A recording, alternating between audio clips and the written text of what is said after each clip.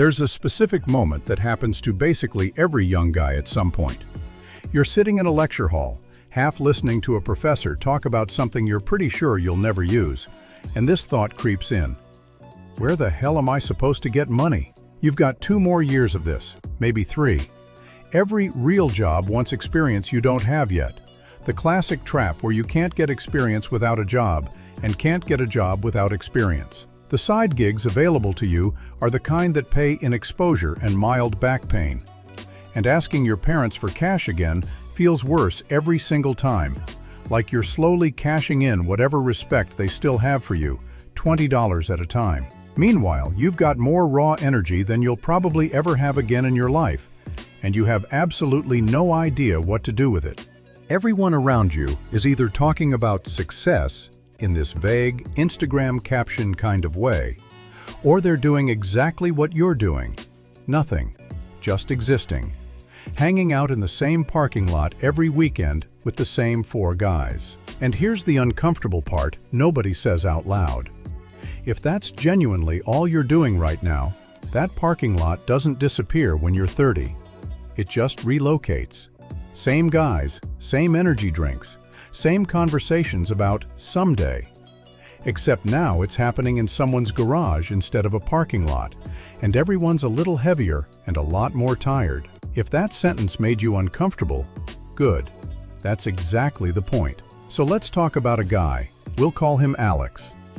Alex was a second-year engineering student, living the standard broke college kid life. Shared apartment, back-to-back classes, a part-time job that barely covered groceries. He was so tight on cash that he couldn't even afford to take his crush out for something as basic as ice cream, which is objectively one of the more humiliating financial situations a 20-year-old can be in. Alex got sick of it. Not mildly annoyed sick of it, genuinely, deeply sick of scraping by for pocket change while feeling like he had way more potential than his bank account suggested. So he decided he was done waiting around for someone to hand him a real opportunity, and he was going to build something of his own. Here's the thing though, being young and broke and ambitious is a dangerous combination if you don't know what you're doing, because it's incredibly easy to burn through what little money you have on a bad idea before you even understand what went wrong. So let's walk through this properly, using Alex's actual path, including the mistakes, so you don't have to make them yourself. Step 1. Find an actual idea, not just a business. Every business starts with a specific problem, not a vague desire to make money. This is where most people get stuck for years, honestly, endlessly searching for the perfect niche instead of just paying attention to what's actually missing around them. If you don't have deep expertise in some complicated industry yet, that's fine. Start simpler. Look at basic consumer stuff, buying something at a lower price and reselling it for more. Sounds simple. It's not quite as simple as it sounds, but it's a solid starting point. Alex noticed something specific. There wasn't a single decent sneaker shop in his city. Everyone he knew was either ordering from bigger cities and waiting weeks, or importing from overseas and gambling on whether what showed up actually matched the photos. So Alex thought, fine, I'll sell sneakers. But here's the mistake he almost made. He almost just copied what everyone else does. Instead, he built in something specific. 2 tiers, premium imports for people who wanted to flex, and solid affordable pairs for people who just needed decent shoes without going broke. That's your unique angle, something either nobody else offers or something genuinely limited in your market. Without that, you're just another guy reselling the same stuff as everyone else, competing purely on price, which is a miserable way to run a business. Step 2. Find suppliers, and expect to get burned at least once. Once Alex had his idea, he went looking for suppliers, and it was rough. People quoting him terrible prices, assuming he didn't know better. One supplier tried passing off obvious knockoffs as authentic product. Another one just told him to get lost, less politely than that phrase suggests. If you're just starting out, don't try to build supplier relationships purely by cold walking into shops and hoping for the best. Use supplier directories and wholesale marketplace platforms. They exist specifically so you're not walking in blind.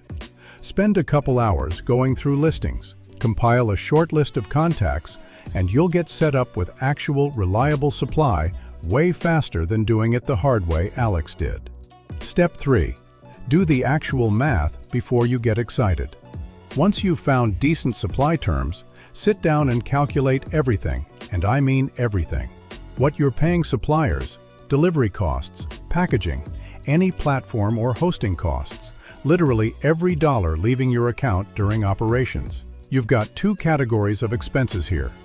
Fixed costs are the ones that exist whether you make a single sale or not. Rent, utilities, whatever recurring bills keep the lights on.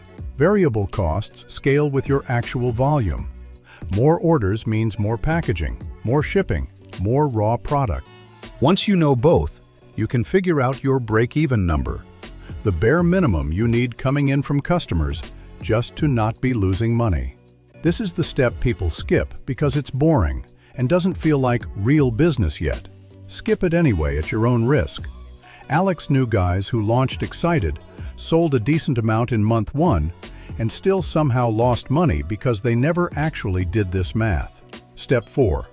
Make it official, and build an audience before you think you're ready. Once Alex ran his numbers, he realized this could actually work, so he started simple. No fancy website yet, just a social media page and a messaging channel to start building an audience. Like most people starting out, his early customer base was tiny. That's normal. Most new business owners are working with a small, awkward little audience at first, and that's fine. The mistake is being embarrassed about it instead of just consistently showing up and growing it. As money started actually coming in, Alex hit the next unavoidable step, making it legal. If you're earning income, that's not invisible to the government forever, and pretending otherwise is a great way to turn a promising side hustle into a legal headache down the road. Register properly. In most places, that means some kind of small business or sole proprietor registration. And look into what banks or platforms offer for new business owners, since a lot of them have decent starter programs and built-in tools for handling taxes and paperwork without needing to hire an accountant on day one. Yes, some people will tell you taxes are for suckers, and you can just run everything under the table. That works right up until it doesn't, and when it doesn't, it tends to go badly all at once. Step 5. Keep growing it like it's alive, because it kind of is. A business that stays exactly the same size forever isn't really a business. It's a hobby with extra paperwork.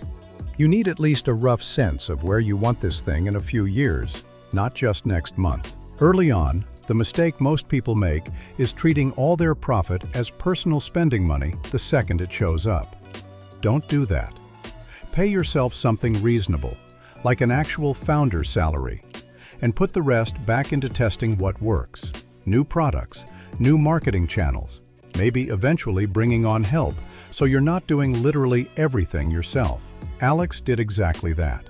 He tested new sneaker lines, found which ones actually moved, expanded his supplier list, and within about 6 months was making enough that moving out of his shared student housing into his own place wasn't some far-off fantasy anymore. It was just the next obvious step. Now, here's the part that matters more than the 5 steps. None of this worked because Alex was special, gifted, or lucky. It worked because he was specific and consistent about each step instead of skipping the boring parts. Most people who fail at this don't fail because their sneaker idea was bad. They fail because they skipped step 3, ignored step 4, or gave up on step 5 the second growth got slow and unglamorous. You don't need permission to start. You don't need your parents' blessing, a business degree, or some perfect moment where everything lines up. You need one specific, actual problem you've noticed that people around you are dealing with, and the patience to walk through these steps properly instead of jumping straight to the exciting parts. The parking lot isn't going anywhere.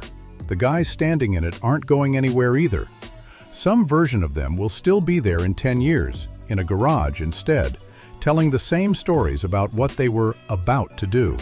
The only difference between staying there and getting out is whether you actually walk through steps like the ones above, or whether you keep waiting for someone to hand you a shortcut that was never coming.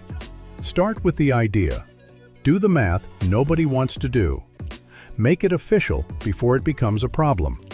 And keep pushing it forward, even after the initial excitement wears off, because that's exactly the point where everyone else quits, and exactly the point where you don't have to.